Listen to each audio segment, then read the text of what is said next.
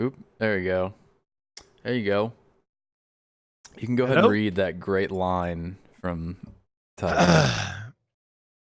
Whether we want it or not, we've stepped into war with the Cabal on Mars. So let's get to taking out the command one by one. Volus Tarak, from what I can gather, he commands the siege dancers from the Imperial land tank just outside of Rubicon. He's well protected. With the right team, we can punch through those defenses, take this beast out, and break their grip on Freehold. Yo, folks, thanks for reading that, and welcome to episode, I guess this is 5 of the Pump Pod. Cinco? Dude, how's your butt, dude? Dude, not as silky smooth as when it was a baby, but it's still pretty tight. What Yeah. before, I know people are just going to be listening to this one, but we tried video call. I saw the wine. What kind of wine are you drinking right now?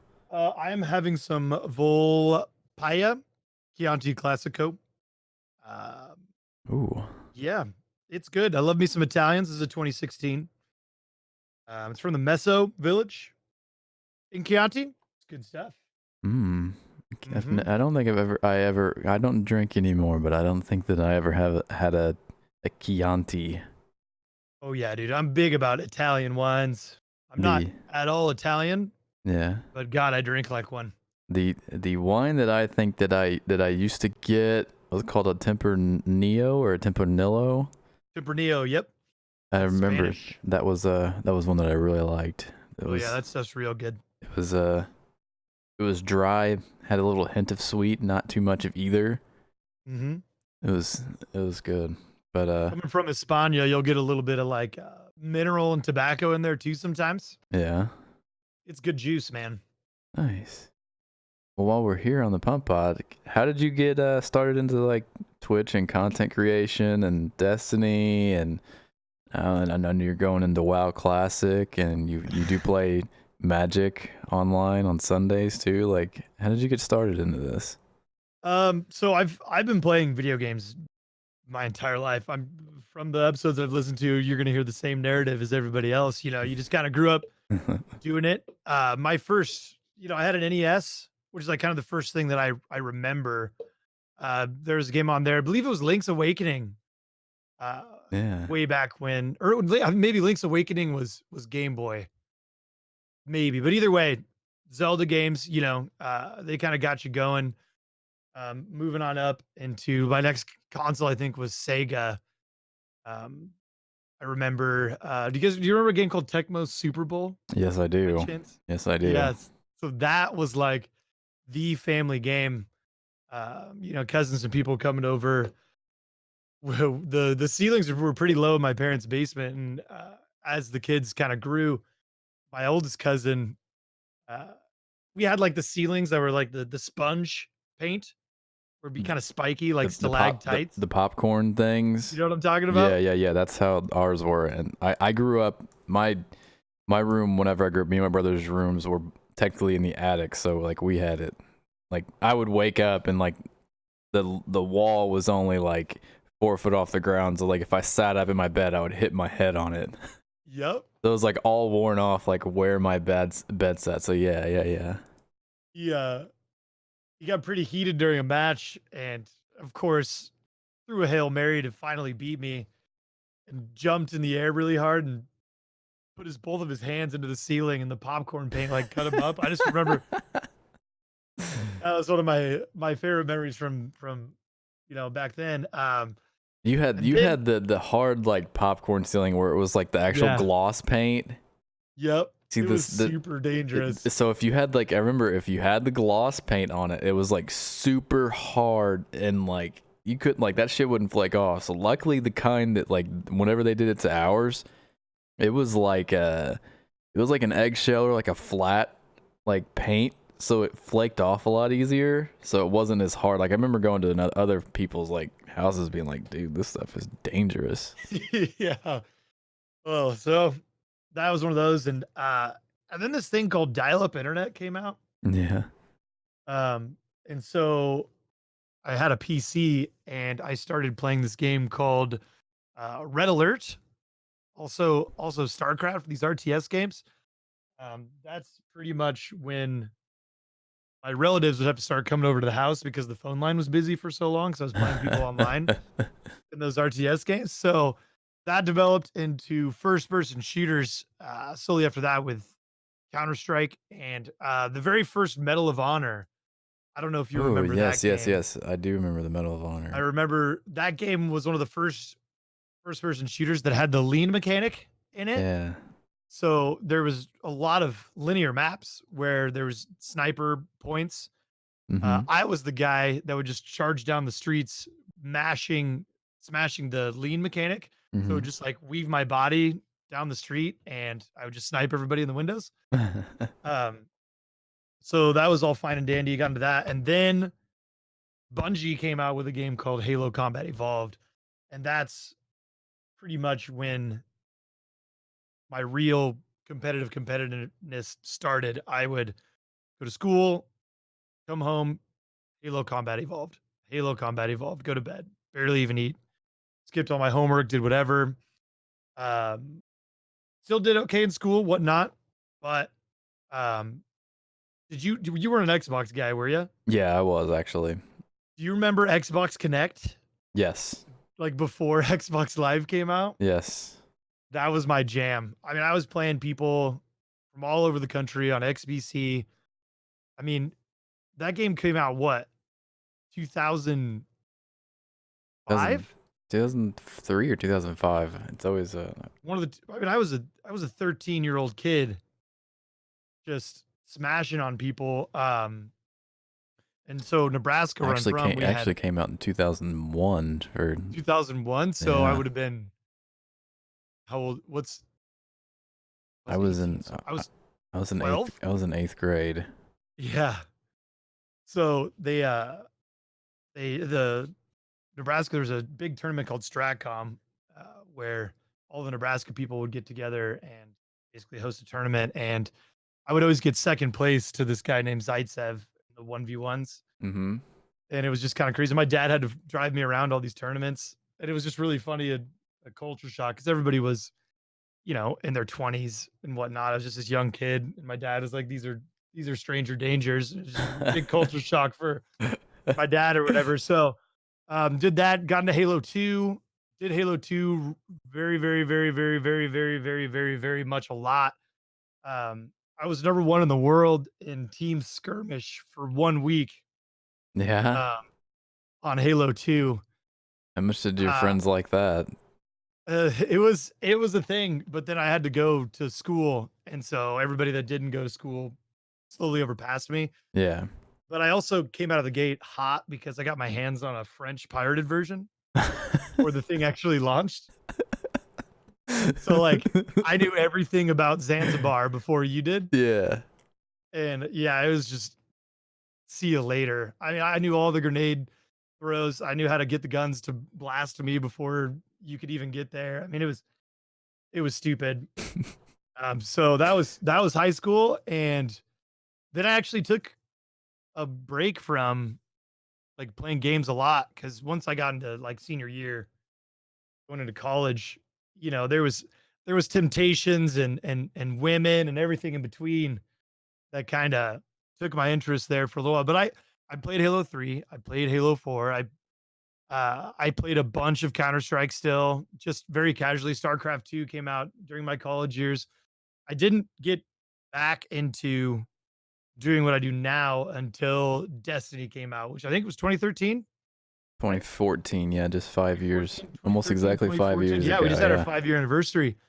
Um, I just remember being kind of lost without my bungo brethren on kind of what to play. And then when I dabbled in the alpha a little bit, I dabbled in the alpha, I think on 360, because I didn't even own Xbox One because I was just playing PC. And Yeah. then the Xbox 360 was good for all the Halo games up until Halo 5. And um, played the alpha, and I was like, okay, this is it. I'm gonna make a I'm gonna make a comeback. So Destiny came out, and it completely altered everything. And I was opening up a bar at the same time, so it was actually quite healthy. And my wife was going through law school, so for me to just do all my business, take 4 hours of my own time and play a video game Yeah. again was fantastic, and it worked really well because I didn't, go out or do anything like that. I kinda just stayed, and I had a good solid head on me the next morning rather than being hungover like my college days. I was able to be a lot more productive. Um, so then that happened. I was a huge PvE guy. I barely played PvP, Really, one in Destiny 1, you played Destiny 1. PvE. I was a big PvE guy. Uh, I would That's always shoot. honestly really surprising knowing you now. I know, it's really strange. Um, it wasn't until the Taken King that I actually switched over and started playing more PvP. That's like the Uh, exact opposite of what everybody else was doing in Destiny 1 at that time. They were playing I know. PvP in year 1, and year 2 they started actually like, oh shit, PvE is actually really good in this game. Like Yep. that's I actually was big really on interesting. soloing strikes, soloing raids, things like that. Just trying to push the limits of the PvE, finding cheese, doing whatever. I had the same raid group. We did it every Friday. It was a thing. But then I don't know what happened. I think Taken King was that when uh what was it called? The Lunas? The Lunas hand cannon got released? The Lunas. Not Ias the Luna? Ayaz Luna. Yeah, isn't that when that Yeah, hand cannon came out? Ias Luna came out during Taken Yep. King. I remember I got like a rangefinder, luck in the chamber, Ayaz Luna, and I was on Xbox, so I never knew what luck in the chamber was. Or maybe that was the palindrome I got luck in the chamber on. Either way, it was either the Eyes Luna or the palindrome that kind of changed the game for me. That actually made PvP like the time to kill to where I wanted to be. Because when playing Halo CE as competitive as I did, the hand cannon in Halo CE was a 3-shot kill from anywhere on the map. I mean, it was Yeah, insane. and it was So a finding a sniper, hand yeah. cannon that could do that in another first person shooter, I was like, holy shit, I'm back. Mhm. So then I started doing that, and then got into trials. Trials is really fun. I got a solid guy named Dr. Taverdi that we played a lot together, and then we started doing carries, and then I started streaming. And like everybody else, or majority of other people that started streaming was trials. Maybe do it because it was just easy to find people to jump in and go. So how often, like during the Destiny 1 days, were you streaming every weekend doing trials, or was it just like every now and then kind of thing? I was doing it as often as I could. I would say I was probably twice a week for trials, Hmm. but it wasn't towards like the very end of year, middle of Taking King was year 2, right? So it was like Yeah. towards the end of year 2 Hmm. that I started doing that, and then I did it like very regularly every single weekend for year 3. But that was the my sidearm meta. That Yeah. was that was what it There- was. There's a lot of changes in the year 3 Mhm. meta with hand cannons and range fall off, which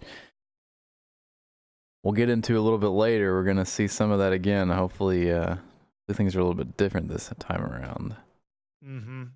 But what have you been doing in Destiny 2 like nowadays? Like what have you been doing, the past 2 years now? We've 2 years of this game now. I've been trying my best to do everything.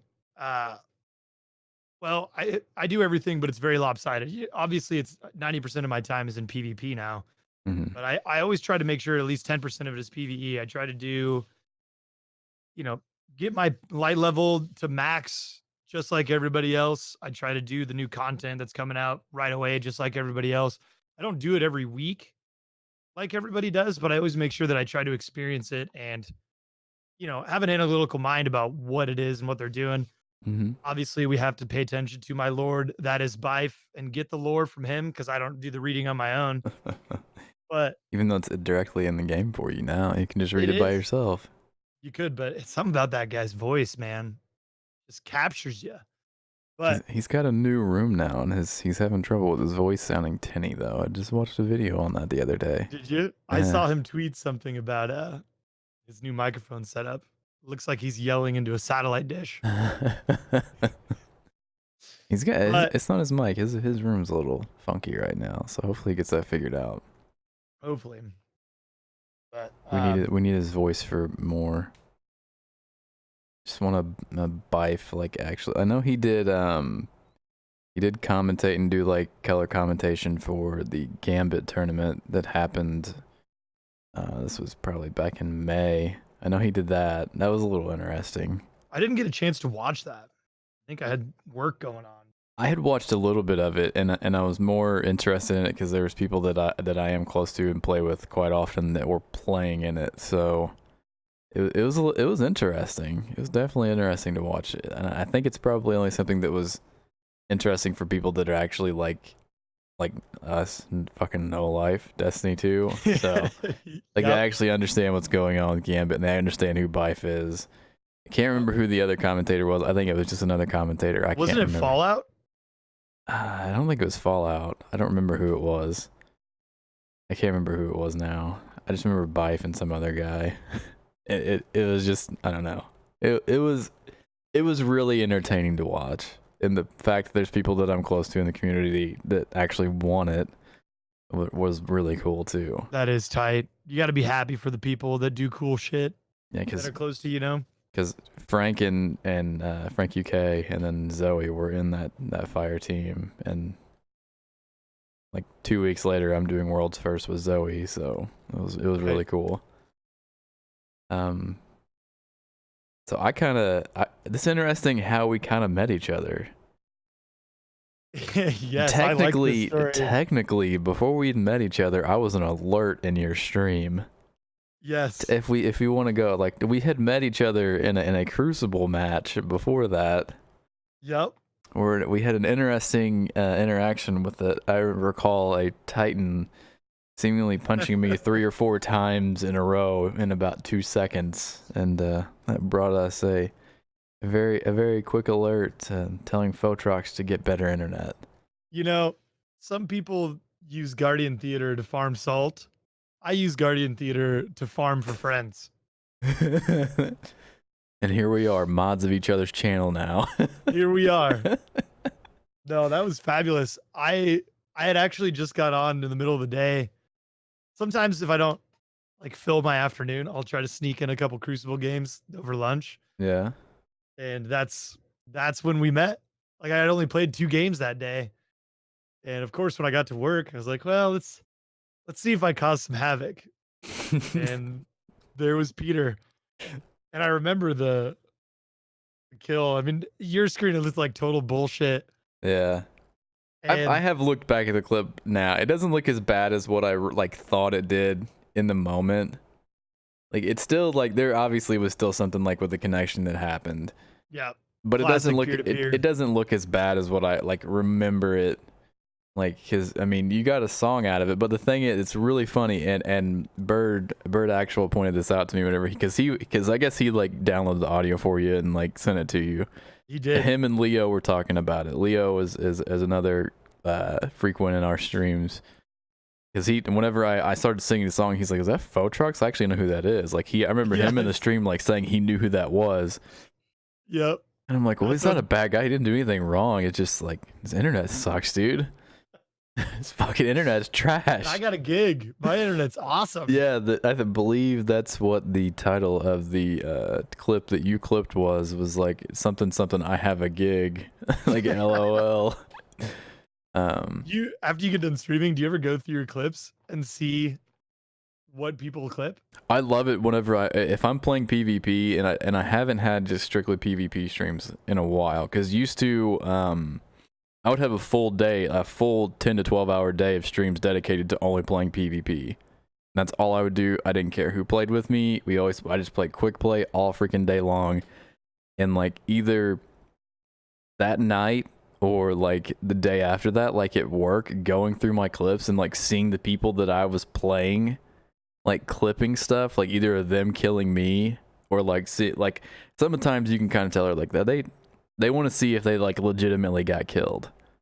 Right. They're really upset about something, so they'll go on Guardian Theater or whatever. Or if you didn't know Guardian Theater existed, you just search everybody's name that's in the lobby, and they'll be like, "Who the fuck did this?"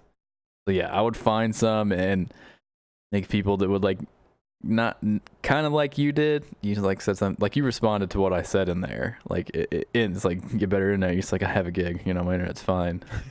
But like you like some people would respond, and they would be like get fucked or something like that, Yeah. or like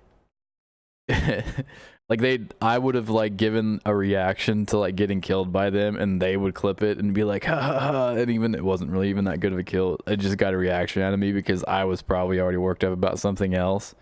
But Yep. like going back and like seeing those people's names, this I remember one time specifically. I can't remember who it was. We had a guy on our team, and he kept on. He wasn't doing it on purpose, but I'm pretty sure it was Leo that we were playing with, and he was playing. And all he does, will you fuck off, so and so? I can't remember his name. And the guy that was actually on our team was listening to it, and he like actually came to the stream. He's like, "Hey, I just watched your VOD." And I'm so and so, and I really don't appreciate that kind of language. I was like, Oh my god. and I'm like, I don't remember who you are, and I don't remember saying that, but sorry. Like, maybe get good. Yes, to stop body blocking, dude. I went and looked back at the match, and he did like bottom frag. He was like a .05, 0.5 something KD. Oh, I don't know the people over Guardian Theater, but I fucking love them. It's brought me so much joy, so many friends, so many things, and it's also a really good tool to watch your games Yeah, it and is. and to improve because there are games where I'll drop like oh man, I'm so sick. I dropped a 3.5 KD. Oh, I murdered everybody. Like, yeah, like that's great and all. Like success is awesome.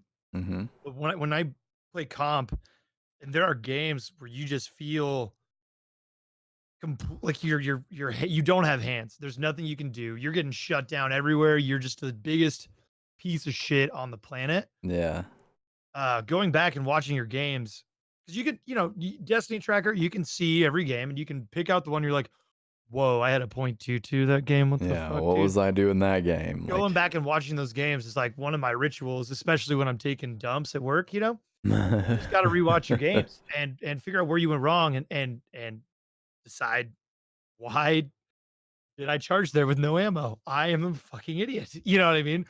Just to rewatch and like get some more cognitive awareness of everything that you're doing is another reason why Guardian Theater is so great because trying to sift through your VOD to find that game yeah, would be it's kind of a terrible. pain in the ass, and then it kind of Yep. does it for you. You can line up your Destiny tracker along with Guardian Theater and being like, Yep. all right, this is that game. And even if you're just using it to look at yours, it's like already there for you. Yep. like you don't. It does all the work for you. And I did see Nope. the other day. Is it currently up? Because I was trying to It see. was working yesterday when I looked. I haven't checked it in a while, but it was down for a couple days. It may have been because of reset or something. But like, do you like normally go? Oh shit! Do you like normally go and like look at your VODs? Like, is that something you like religiously do, or is it like just a Guardian Theater kind of thing? It's only a Garden Theater kind of thing. If I did something that I think I remember was awesome, I'll like go and try and find it if Chad didn't clip it. Mm-hmm. Um, other than that, I strictly use it for trying to get better purposes on things. Um, Sometimes I'll watch it if I like changed up some settings to try and like listen to sound, Yeah. you know. But I have a lot of hard time listening to my VODs because I one of those people that hates the sound of my own voice and I can't Yeah. get it out of there. I feel like even though I don't like listening to myself, I've gotten used to it. But another thing I love Guardian Theater for is actually watching the other team if they're streaming. Yeah. 'Cause, mental game is so important when it comes to PvP and even high intensity PvE. It's not limited to just one or the other.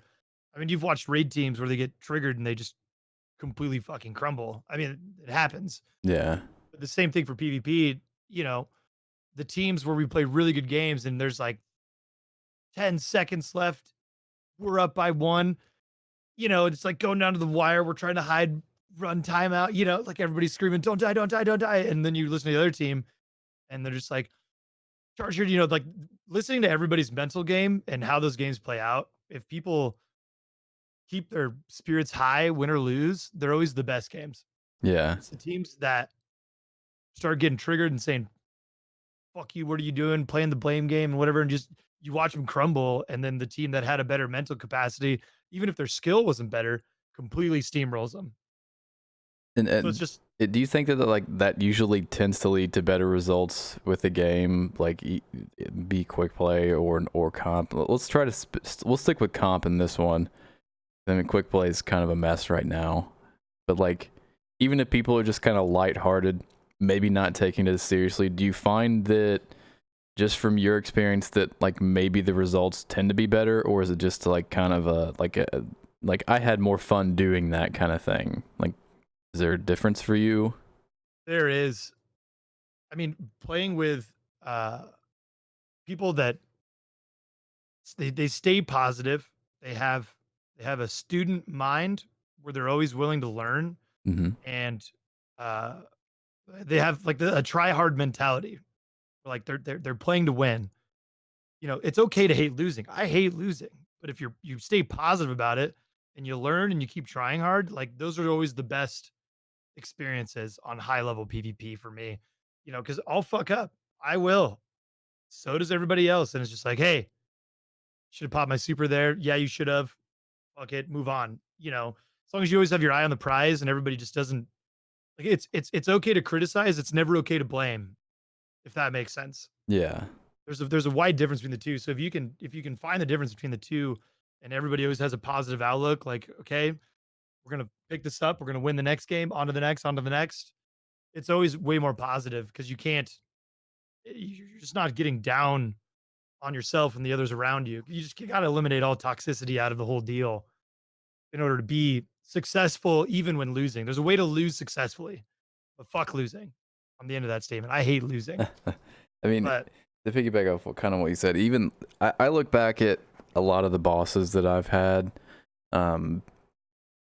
over whether it be work or sports or anything, and I know the ones that I look at that probably got the best results out of me and out of our team, whether it be an actual sports team or it be like an actual workforce, the ones that criticize the least tend to have better results. Now, I'm not saying that criticizing and saying, hey, you should have used your super here and not here, like that's almost not even a criticism to me. But people who don't blame, aren't saying you fucked up here, you fucked this up, you should have fucking done that.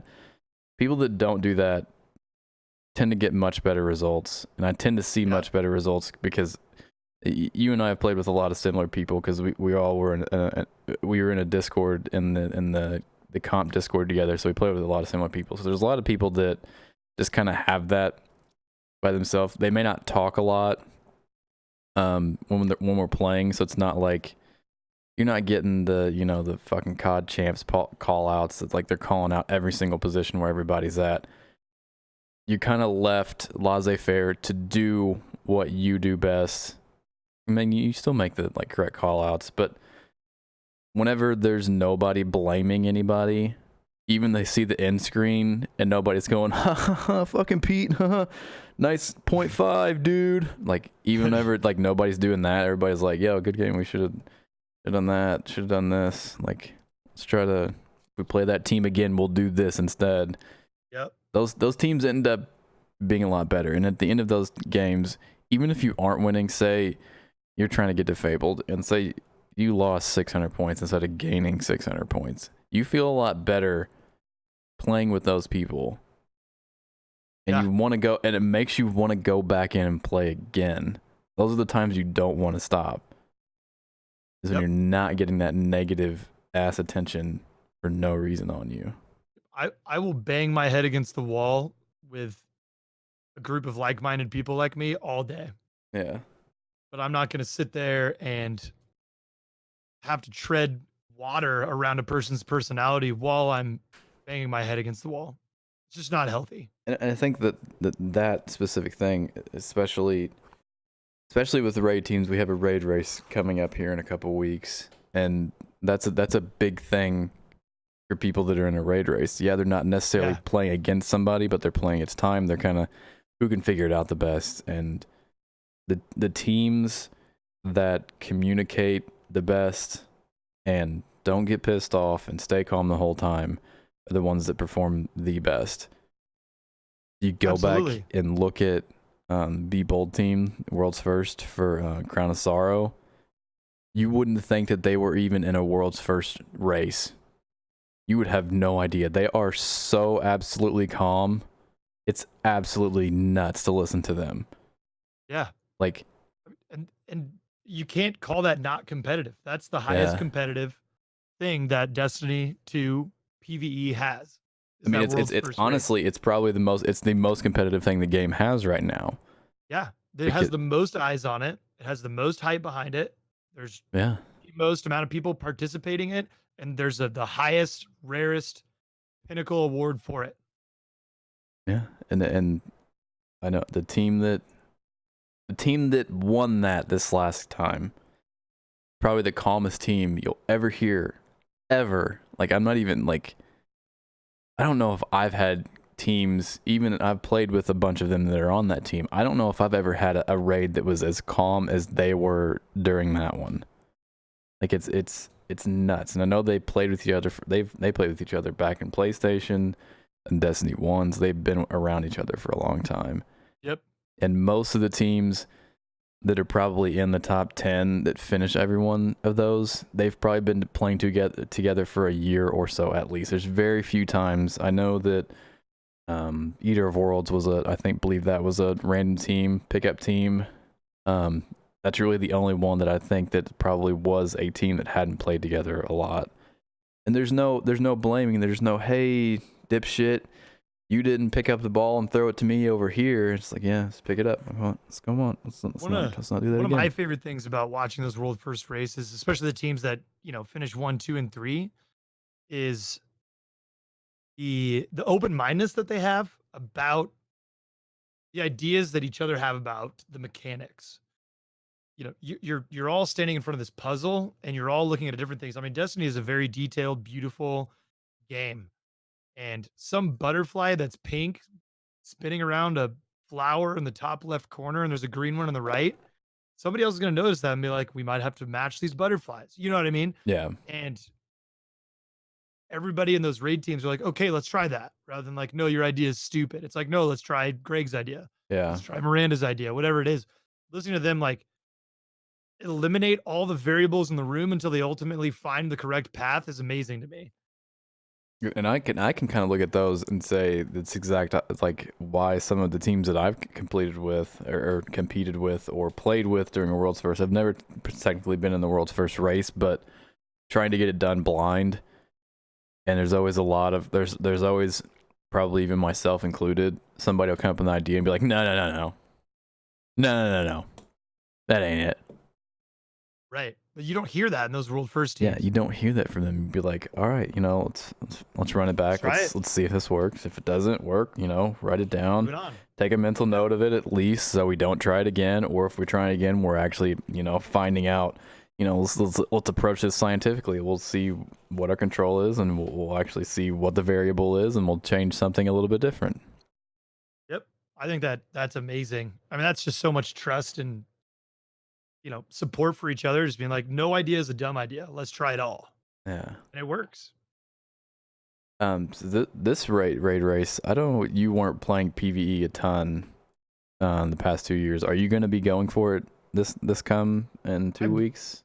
I would have, but my work is very heavy around Husker football games, and we have a home game. Yeah, it's Saturday. I got you. So I am not going to be participating. I would have if it was a little bit earlier, but they moved it back. So it is what it is. It's fine. There'll be other raids. And I went for Crown of Sorrow. We didn't get it done. I think we were like 19 hours in or something when we finally called quit. But yeah, I'd like to. I think it's fun. I think it's great. I really do. I'm really hoping for an 8 to 12 hour world's first, especially with contest. I'm trying to go back, and I was trying to go back to think about this. Is like, this is the same time frame that Wrath of the Machine was released in Destiny 1. I did go back and I looked at the VOD from the team that got world's first in that one. There was one person in that whole fire team that was under light of the recommended light, and he was 3 under light to begin with. Now every single person is going to be at least 20 light under, pretty much the whole Yep. raid. So Gonna be I'm insane. just thinking, if this is an ad intensive raid, because if you remember Wrath of the Machine, it was pretty ad intensive compared to some of the raids that we've had recently. There were still mechanics and it was still ad intensive. If you think about Vosic, not necessarily. I mean, Axis kind of was, but it was really structured the way the ads came out at Axis. But Vosic, whatever his name is, the ads were pretty damn intense in that, and their spawns were hidden, so you couldn't spawn trap them as easily. And you could pop a bubble on them and stuff. Right. But like that raid race, if you would have taken that, like I'm just looking at the world's first team. They were all over light. They were all over the recommended light, except for one person. It's like if you take all those people and put them 20 light under, like that changes everything so much. Yep. Like One of my things that I want for this next year of Destiny is that difficulty level that you're talking about right now. I don't think people should be able to finish it in 24 hours. oh, I think they should be able to finish in 24 hours. I'm not pushing for a WoW raid here. I mean, I kind of am. I know that makes me sound crazy, but I mean, if honestly, if we look at Last Wish, and it just the people's and everyone's inability to kind of figure out exactly how Vault worked, that raid would have been done probably a few hours earlier. Because everything else was pretty easy to figure out, and it was like everybody kind of finished Vault, and they really didn't know how to do it. They really didn't know what was going on, and it wasn't until a few months. Like, I mean, I know we kind of figured out how to do the Antumbra and right. Penumbra and all that stuff. We learned how to do it, but the actual, I don't believe that was the way that it was intended to do it. They just smashed through it. Yeah, everybody did. We kind of figured out how everything lined up, and we're like, yeah, it was all trial and error, and this is how it worked out. If that would have been a little bit more clear, or honestly, if people, I don't remember, because I think I honestly fell asleep when most people were sitting on Vault, and I woke back up, and there was a few teams that had gotten through it. If people would have just stood on the plates the whole damn time, it maybe would have made a little bit more sense. But even then, it was a really complex thing, and the penumbra and the shadows and shit that kind of threw everybody off. So it was Right.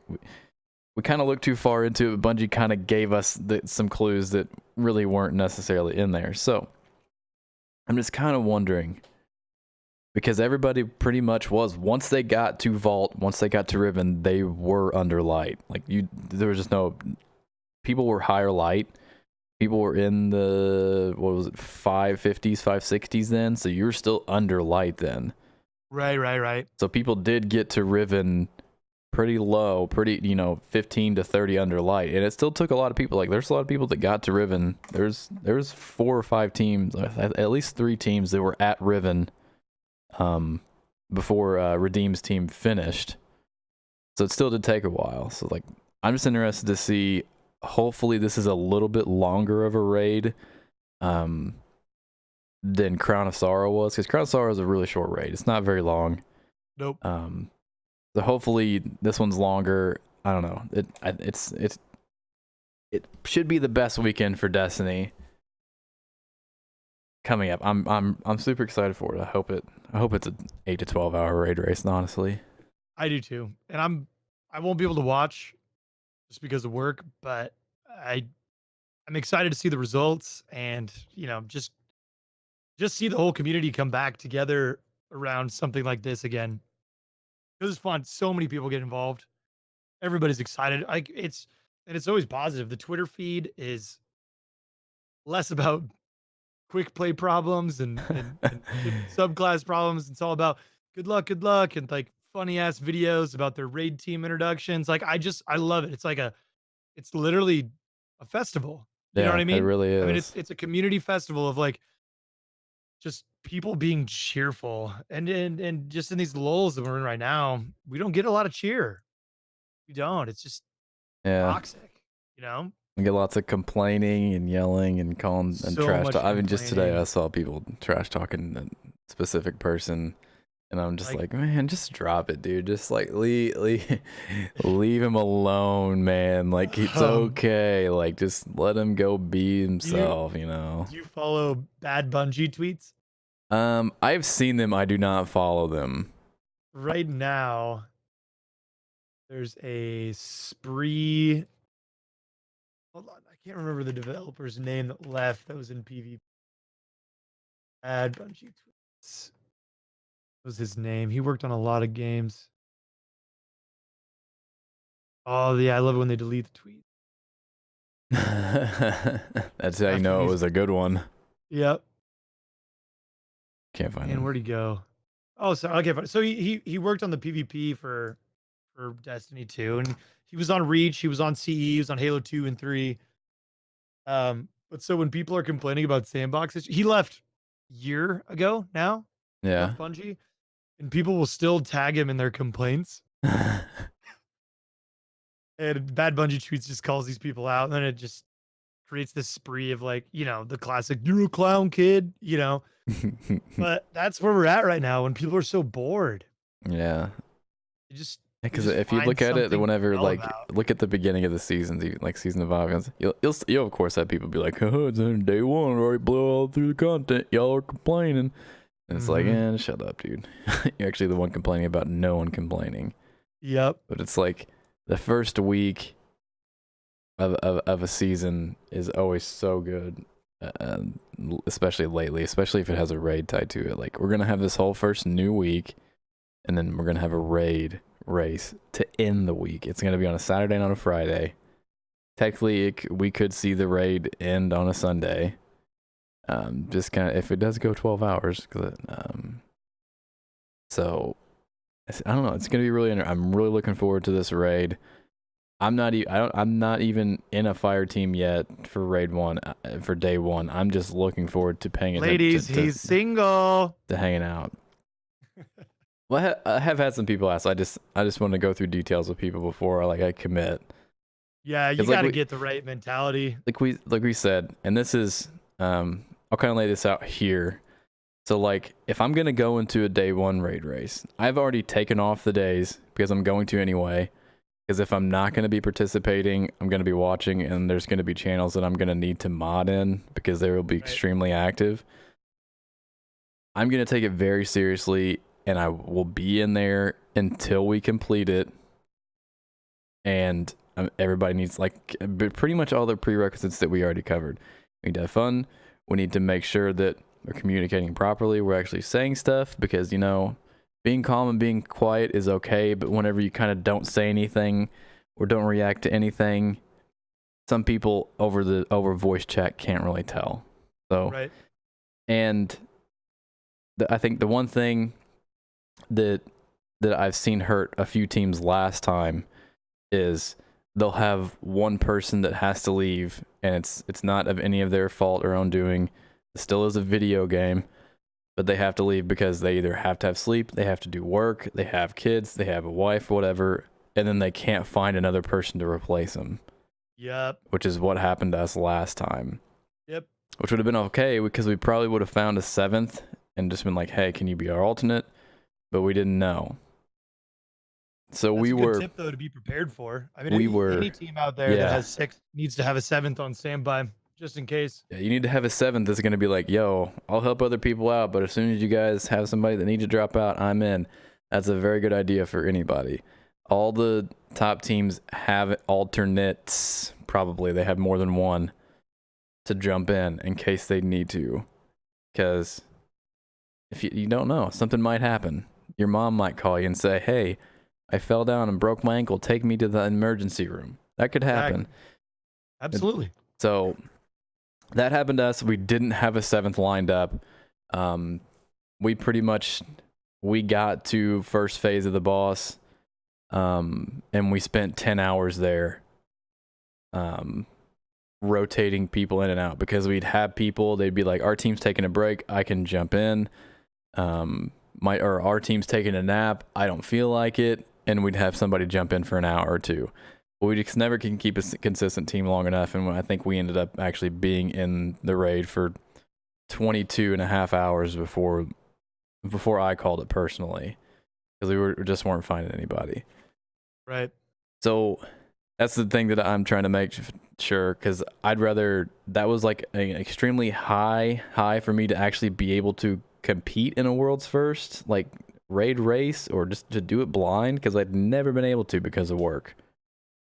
But it was also like a super low because it's just like, man, we didn't even get to the final boss fight. Like, I know.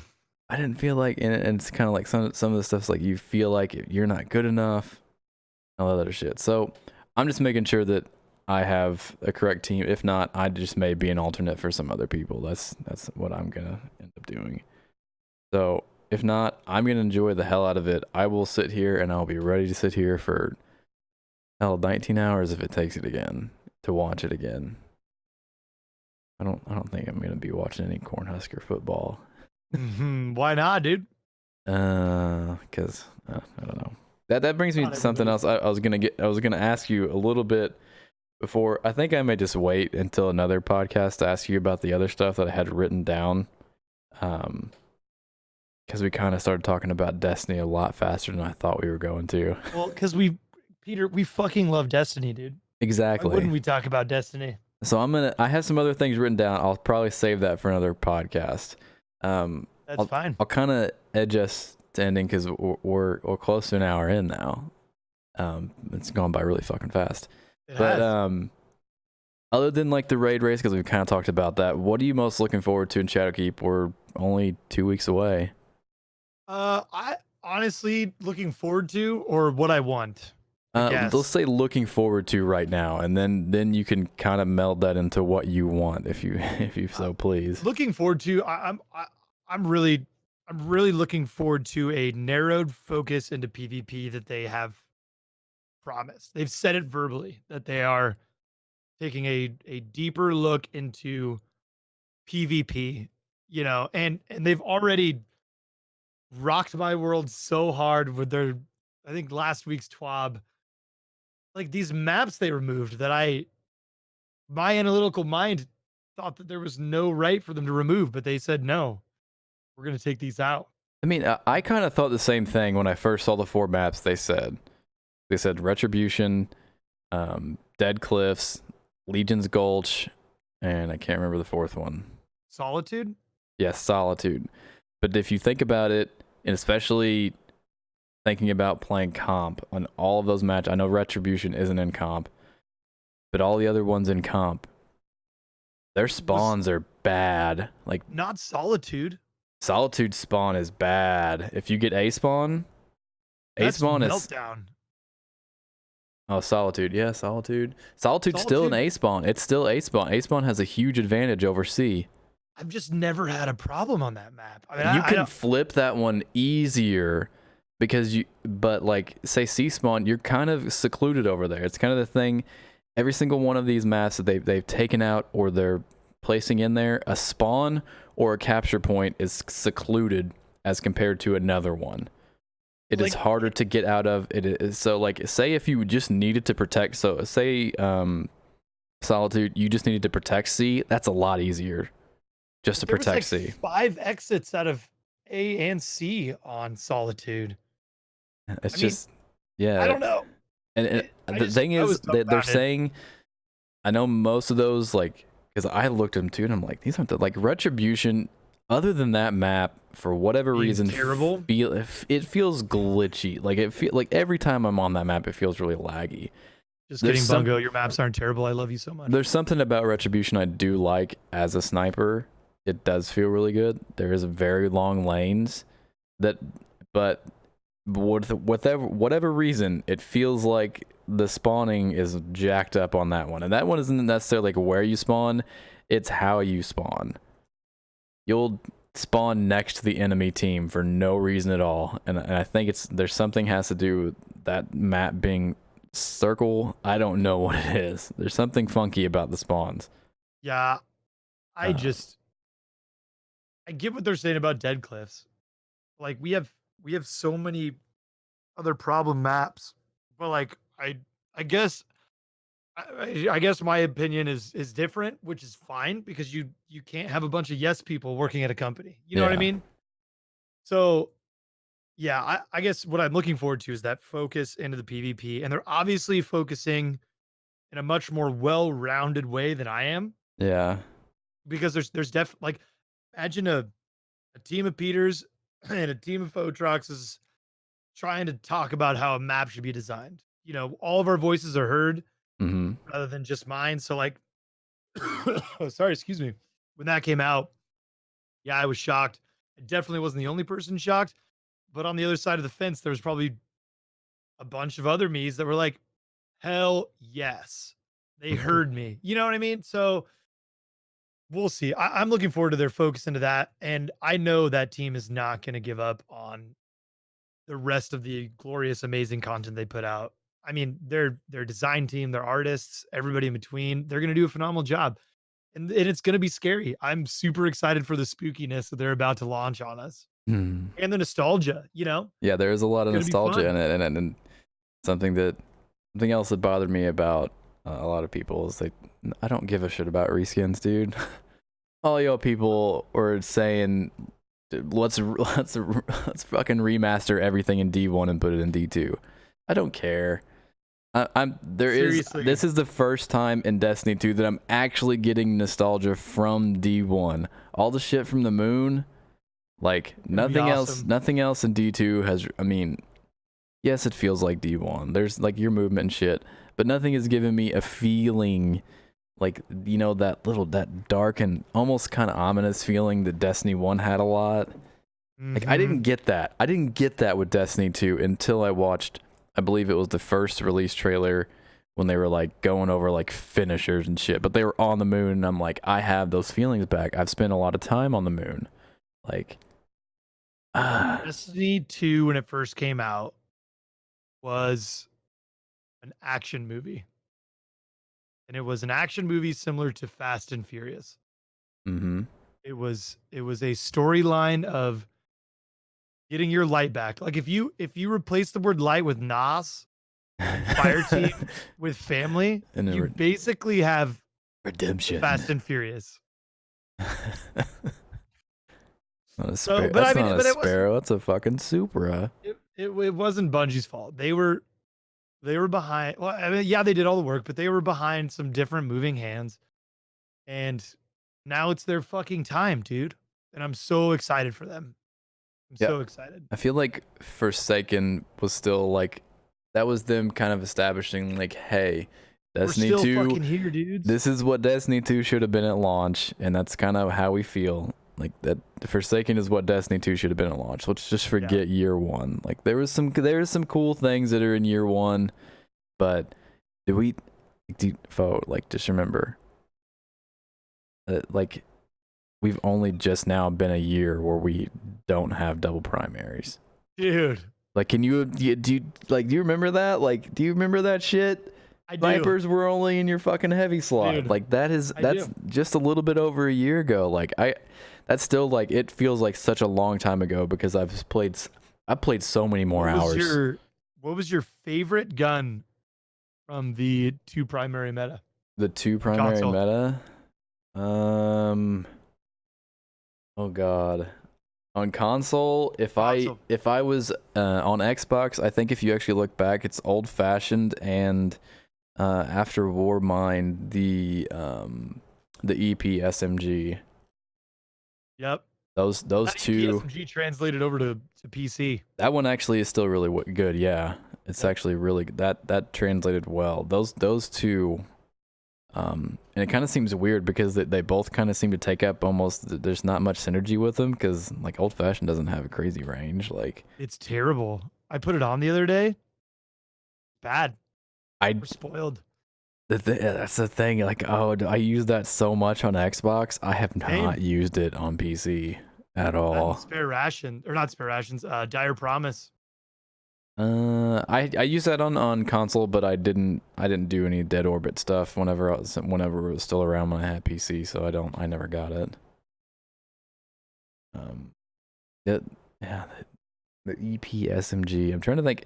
Inaugural address was still really good. It still is really good no matter what platform you're on. Inaugural address is still I remember talking with a bunch of people before Forsaken came out, and we're like, what guns are still going to be good with this new meta? Because actually guns are getting they're getting random rolls again. We didn't have random rolls a year ago. Like, I know. an Inaugural Address and Midnight Coup, they're still very much viable weapons. I know Midnight Coup, for whatever reason, just doesn't translate over to PvP like other weapons do. I'd rather use a freaking One Earth than a freaking Midnight Coup. I don't know what it is. It just does not translate to PvP very well. Yep. But it didn't. Those two guns from the first raid we had, they're still good. You can still use them. You can't say that about stuff in Destiny 1 because, well, they did overhaul the system, so what about those guns is that they feel good to shoot. Yeah. That's one of my favorite things about Destiny in general as an IP. Everything feels good. Yeah. Shooting, throwing grenades, meleeing. Well, when it registers. Yeah, meleeing. Shout out. If you're a hunter, if you're a hunter jumping over somebody, then your melee probably feels good. Bad melee registration as a Titan main, but everything feels good. So like that Midnight Coup, no matter what you're playing, whether you're in your boxers chugging beer using a controller or you're trying hard with mouse and keyboard, it feels good to shoot.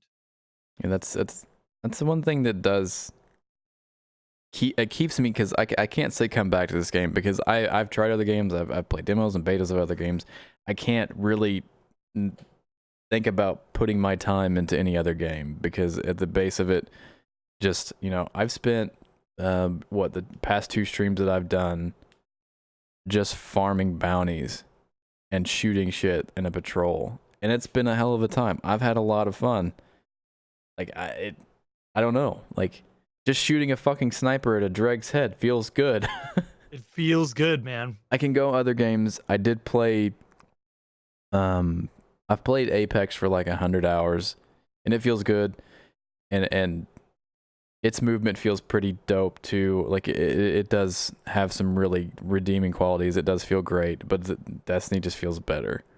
It does, man. I played Monster Hunter World for a while. The game is incredibly made. It's got incredible depth.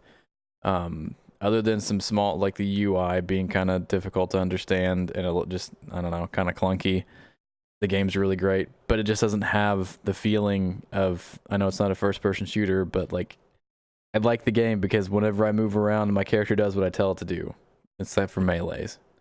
Except for melees. Except for melees and PvP. Except for melees and PvP. Everything else like does what I want it to, and that's really great. And then we get the great content on top of it. We do 10 fucking raids right now. 10. It's insane. We're about to get an 11th raid in 2 weeks. Just over 2 years in, we're gonna have 11 raids. I know they've done a good job, and I feel bad sometimes when people are mean to them. Haters gonna hate. They've pumped it out, man. They really have. Just think about that for a second. We're gonna have 11 raids, and I think we're only gonna have 17 strikes. How crazy is that? So many. Just like, can we get a raid playlist, please? With matchmaking, please. Just a matchmaking play. Oh God, just think about that, because everybody's gonna be 750, so it'd literally include people that had never touched this game before could jump into a raid playlist. I would take a bunch of first lighters through a raid if they were super high light. Well, new light, you start out at 750. Well, yeah, like let's. You're starting out. You're 750. Yeah, let's go. Yeah, I'm fine with that. They're not going to die to ads all the time. You just got to explain the mechanics. I didn't think about that until just now. Everybody's going to be everybody and everything's going to be 750 when we start out. So does that mean that Leviathan's going to be 750 raid? I never even powerfuls on it, because I'd like to play the old raids if I could get something from them. I never thought about that. I don't know. I'm kind of curious. I feel like it would just drop 750 stuff. I don't know. Who knows? It'd be cool if I could get my powerful gear wherever the fuck I wanted, but that's not how MMOs work. Yeah, you could literally, I mean, it's kind of how it was in Destiny 1. You literally just played and you can get something powerful from anywhere. It wasn't guaranteed, That brings me to a very important question. Mm-hmm. Where'd you get your first Galahorn?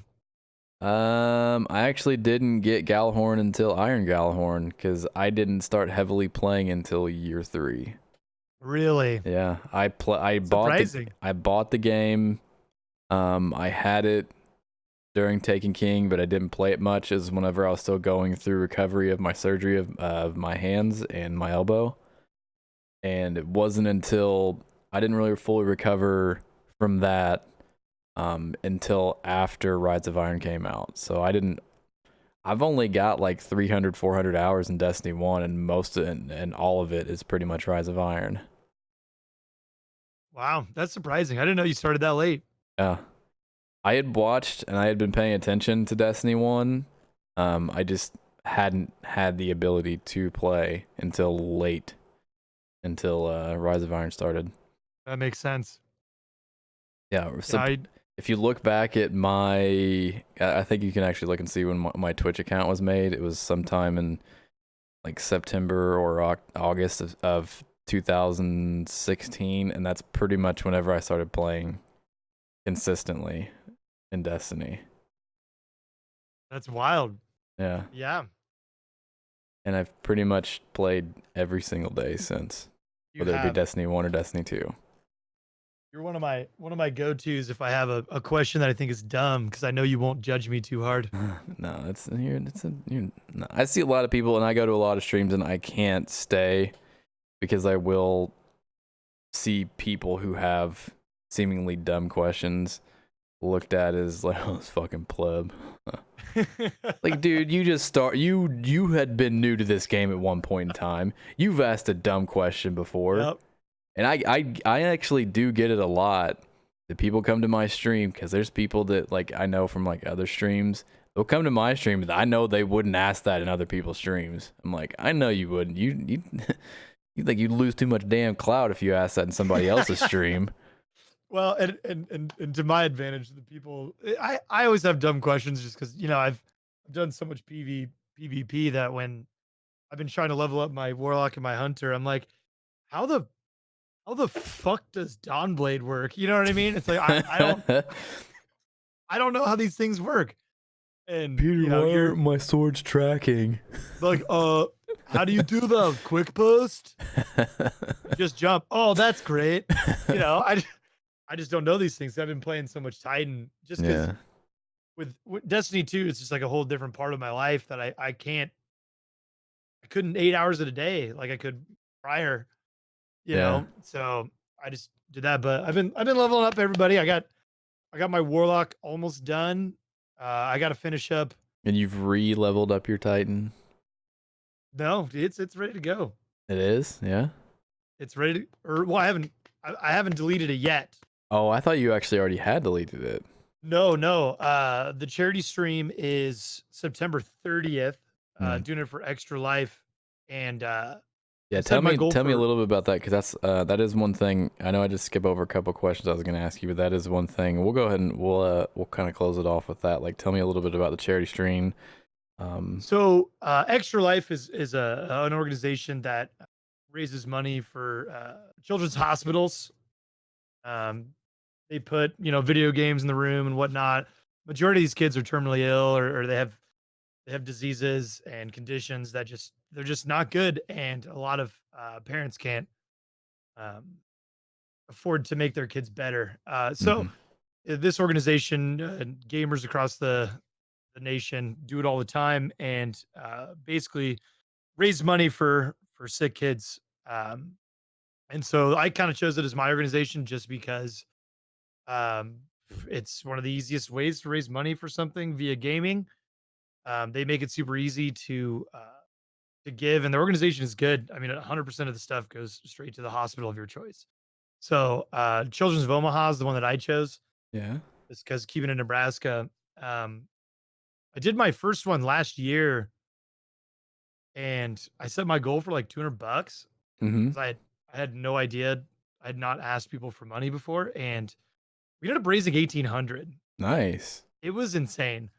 I just couldn't believe that all these people came out of the woodwork just to give money. I did from 8 a.m. to 2 a.m. and I I just had fun the whole time. So I was like, you know what? I'm going to make this a thing. So I always do it on or around my birthday. Mm-hmm. So my birthday is on the 20th. I can't do it on the 20th this year. So we're going for Monday the 30th. And so we're doing 8 a.m. to 2 a.m. I'm setting my goal for 1750 this year. But then I'm setting a stretch goal for 3000. Yeah. And my stretch goal for 3000 is I will delete my Titan. I will delete every single one-eyed mask that I own, and I won't play uh on Titan for the entire duration of Season of the Undying. Nice. Yep. Let's So hit if we get there, 3,000. $3,000. I don't want to delete my Titan. I put a lot of work into it, but if we get $3,000, I'll do it. I'll do it for the kids. So It'd pretty be excited about that. I'm giving away uh every $250. I'm going to give away a Steam $25 gift card. Um, I have 3 Crown of Sorrow raid jackets to give away. I'm giving away 4 copies of Shadowkeep. I have a 100 Thieves Call of Duty World Championship 2019 jersey to give away. I was wondering, is that why you were asking on Twitter about other kinds of Yeah, merch? I'm just kind of, just trying to get the pool That of sounds like giveaways you've got ready to there's go. plenty of really dope stuff Yeah, to give away, I just especially for a good cause with Extra Life and, benefiting the Children's Hospital and Medical Center of Omaha. absolutely. So I'm looking forward to it. It's going to be a blast. I'm going to be playing a game called My Friend Pedro. Start out. You're a Mm. revenge-driven banana in a human form, and it's like a side scroller, like gory shooter. What? Yeah, My Friend Pedro. I may or may not have a banana suit that I'm going to wear during it. I haven't decided yet. And then I'm going to play Spooky's Jump Scare Castle, which is like a Doom style jump scare game that has like 1,000 rooms you got to get out of. Yeah. And then I've got a bunch of buddies that we're gonna drink too much and play Overcooked 2. So we're gonna try and cook some food for the masses, and then I'm gonna go play some Destiny and some CS:GO after that. So we got a full day ahead of CS us. while you're intoxicated sounds pretty Yeah, no, interesting. the guns they just go wherever they want anyway. You don't need to be sober, so it's gonna be a good day. I'm really looking forward to it. Hoping to raise a bunch of money. Sounds really good. And the details for that are September 30th, 8 a.m. Central to, I guess you have 2 a.m. Central. That's going to be on your channel at twitch.tv/Photrox. That is for Extra Life. And you chose benefiting the Children's Hospital and Medical Center of Omaha, Nebraska. That's the one. Before we leave, is there anything you'd like to add for this podcast? Thank you, Peter, for having me on the show, man. No problem. We're gonna have another one probably pretty soon because there's a lot of things I didn't get to ask you yet. Yeah, I'm down. It was actually a lot of fun talking about Destiny with you via voice because when you're in my chat or I'm in your chat, the communication isn't as readily available where we Yeah. can't discuss and share ideas and Usually love the one same of game. us is playing too, so we're not full concentration, or one of us has somebody Exactly. else in the in their ear in Discord. So yeah, Yeah, it was nice. really fun having me on the show. Thanks, man. Really appreciate it. I appreciate you.